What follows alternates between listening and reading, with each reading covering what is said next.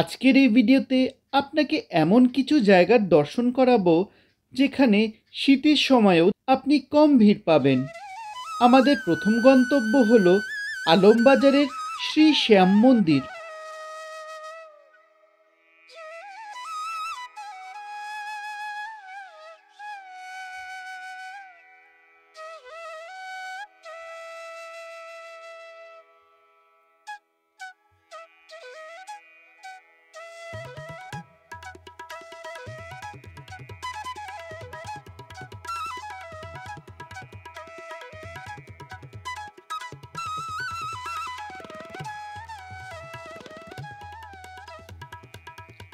দিনের দ্বিতীয় গন্তব্য হল হুগলির কোন্নগরে অবস্থিত বাংলার শিল্প জগতের অন্যতম নক্ষত্র অবনীন্দ্রনাথ ঠাকুরের বাগানবাড়ি।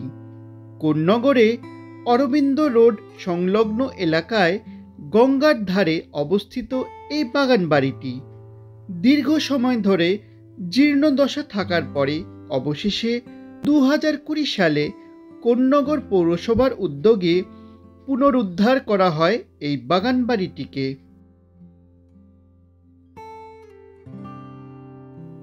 অবনীন্দ্রনাথ ঠাকুরের স্মৃতিকথাতেও এই বাগানবাড়ির উল্লেখ পাওয়া যায়। ক্ষীরের পুতুল, বুড়ো আংলা, রাজকাহিনীর মতো অসাধারণ সাহিত্য সৃষ্টি তিনি কোন্নগরের বাগানবাড়িতেই করেছেন।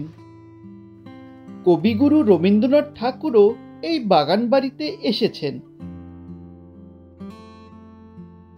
হুগলি নদীর তীরে সবুজে মোড়া এক সুন্দর স্থান হল অবনীন্দ্রনাথ ঠাকুরের এই বাগানবাড়ি।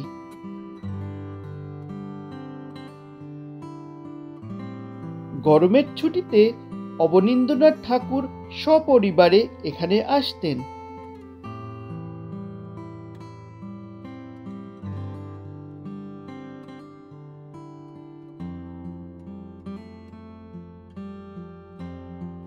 এই বাগানবাড়িতেই বসে তার চিত্রশিল্পের শুরু। 1944 সালে অবনীন্দ্রনাথ ঠাকুর রচিত জোড়াসাঁকোর ধারে উল্লেখিত আছে তিনি এই বাগানবাড়িতে বসেই জীবনে প্রথম কুঁড়েঘর আঁকতে শেখেন।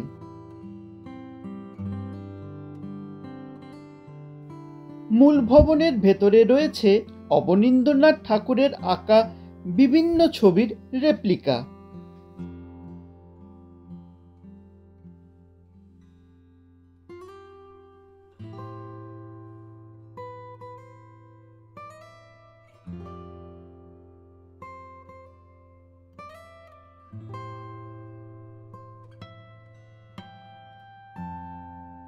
আমাদের পরবর্তী গন্তব্য হল হুগলি নদীর ধারে অবস্থিত দ্বাদশ শিব মন্দির।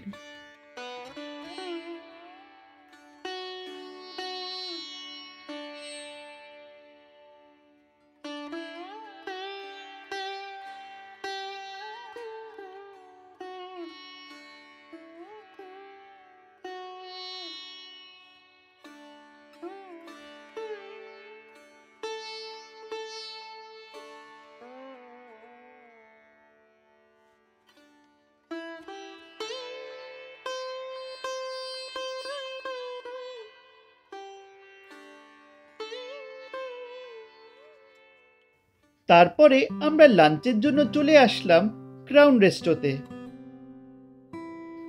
এখানকার অ্যাম্বিয়েন্স আর খাবারের টেস্ট দুটোই কিন্তু আমার বেশ ভালোই লেগেছে।